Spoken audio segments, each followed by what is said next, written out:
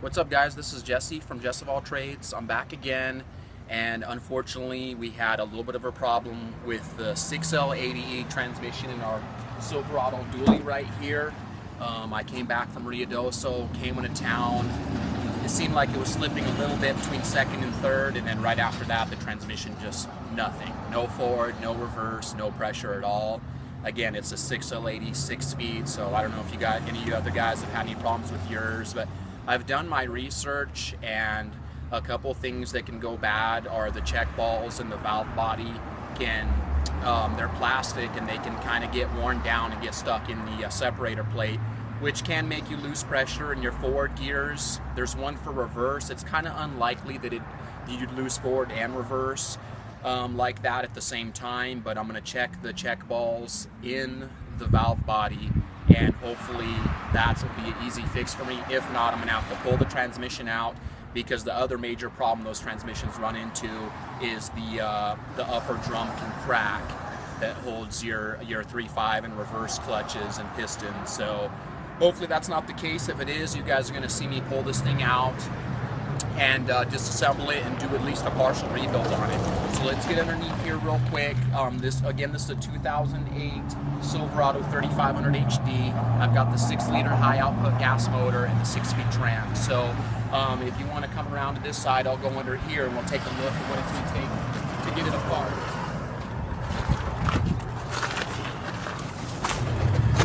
What's up, guys? We're down here on the side of the road. It literally broke down on Main Street, so I've got to try to, it's a big truck to tow, so I'm going to try to see if I can get lucky and maybe try to fix my valve body here just on the side of the road. So let me get a couple tools and I'll start loosening up the oil pan. And I never understand why they don't put more drain plugs on these. Let me see if, nope, no drain plug. So we're gonna have to carefully drop it down without making too much of a mess here. Let me get some gloves. It's always a good idea, even if you don't normally wear gloves, when you're doing a messy job like this, it can really save you from just absorbing some nasty oils and stuff like that into your hands. So these are just some basic vinyl gloves from Harbor Freight, not as strong as like nitrile or something. They'll work.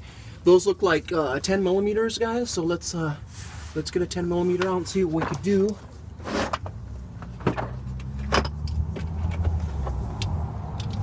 This can pretty much be done with some basic hand tools. I've got a little bit of cobalt tools from Lowe's, so I like to start loosening up the back of the pan first, you know, and maybe drop the front a little bit too or something. I try to drop it down a little bit at a time, that way I don't make too much of a mess.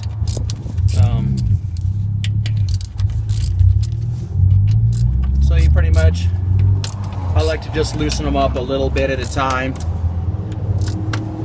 Up inside here is going to be the valve body I was talking about, and luckily the valve body can be taken out without taking the transmission out. So if our problem is in there, it'll be a lot more fortunate than me having to rebuild this whole thing. So okay, so let's get our pan under there.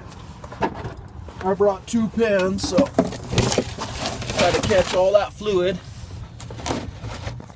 I'm gonna let this drip for a little while, guys. Usually I loosen it up and let it drip for a little while, and and then I'll get the pan down at an angle, that way I'm not taking a bath in fluid. So if you're patient and take your time, you can drain part of the fluid out before you drop the pan down, So I'm going to be messing with this for a little while, guys. I'll catch up with you guys here in a minute when I get the pan off, and I'll show you guys the valve body. So we'll catch up with you guys. What's up, guys? Jesse from Jess of All Trades. I'm back again, and shortly a little while ago I was telling you guys about how my 6L80E transmission, my 2008 Silverado, it messed up. It just stopped going. No drive, no reverse. So we've got the pan off, and as you can see, I'm not sure how good you guys can see this. Okay, my camera person's saying it's coming up good on there, but what's going on is there is some metal shavings in here, and for a 190,000 mile transmission, it's considered normal to have some metal in there. I don't know how good you can see in the video, but there is some of the ferrous metal is stuck to the magnet. Ferrous metal being your steels or irons, anything that has magnetic properties. And then the rest of some of those little lighter stuff is a little bit of aluminum in there. So we have a little bit of aluminum and a little bit of steel. That doesn't mean it's the end of the world. It's not a good sign, but again, it's normal to have a small or medium amount in there on a higher mileage transmission, depending on how long it's been since you've changed it. But it's not a good sign. I was hoping maybe best case scenario, the filter worked loose and we lost pressure from our pickup, but and what we're looking at here is the computer and the valve body. That computer has your solenoids in it. Your valve body is like the brain of the computer. It controls a lot of your functions when it shifts and how the pressures. It has all the circuits for the hydraulics in there.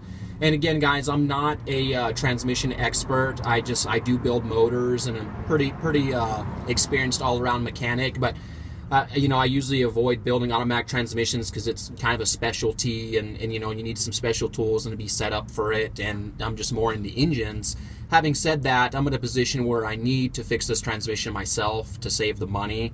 And these 6L80Es, after doing the research, are fairly simple inside. They don't really have bands or sprags like, you know, an older 4L80E or something. So, you know, what we're going to do is take the valve body out. There is 6 bolts in there that hold it in. The rest of them sandwiched it together. So on this one, you have to take it all the way out. And so what I'm going to do is just drop the valve body out, and then I'm not really doing a step-by-step of how to rebuild the whole transmission, just kind of just a general overview of what I'm doing. I will include some good knowledge and tips, or where you guys can go for a detailed build-up on Pirate 4x4.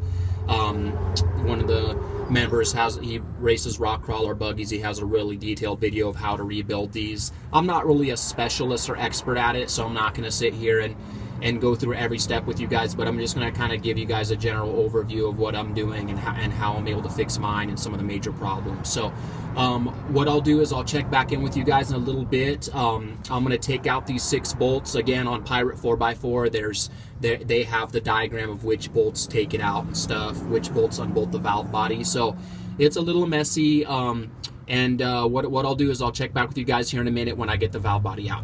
Thanks a lot. What's up, guys? Just of All Trades. I'm giving you an update on my blown 6L80E transmission situation.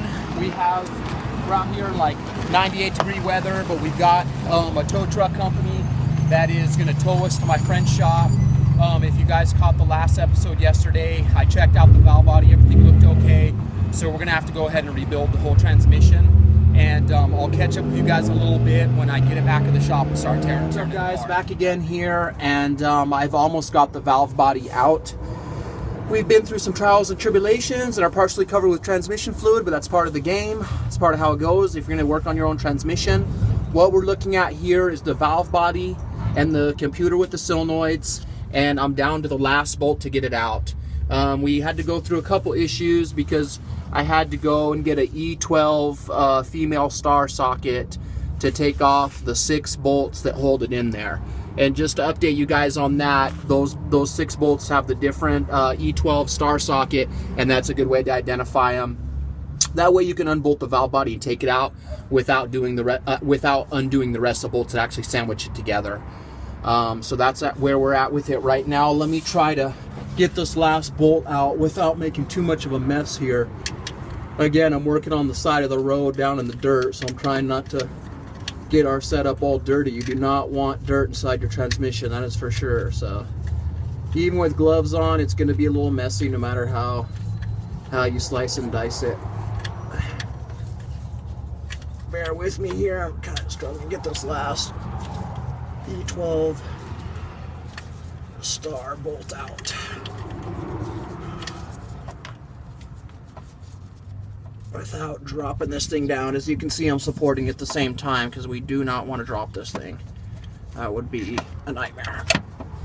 Okay, got the last one out, and we are coming down with the valve body, and that's it, guys. That's the valve body right there. It's a messy beast right now. Let me try to get out from underneath the truck, and if you want to come around, Christina, this side, and show you guys what we're working with here.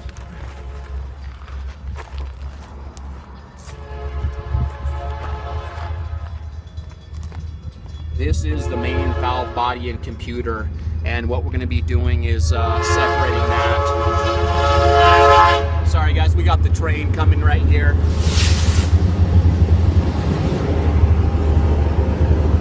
As you can see some aluminum and metal deposits on the top of that. That's not a good sign. It doesn't mean the end of the world, but we definitely got some problems going on in there. You know, which could be a sign that we're going downhill. And what I'm going to do is I'll update you guys a little bit later today. What I'm going to do is go ahead and take this thing to a clean bench, and I'm going to split it apart and see if any of the check balls are worn out like I was talking about earlier, and see if we get lucky and we can get this thing shifting again by fixing the valve body. Again, I'm kind of expecting to have to pull the whole transmission out, but this is a start. So wish me some luck, guys, on fixing my own 6L80E. Maybe you guys can learn something on yours and be able to fix it yourself without spending $2,500, you know. That's the only thing is rebuilding these transmissions are a little more expensive than like the 4L80E or something. So wish me some luck, and I'll check back with you guys when I get this puppy apart.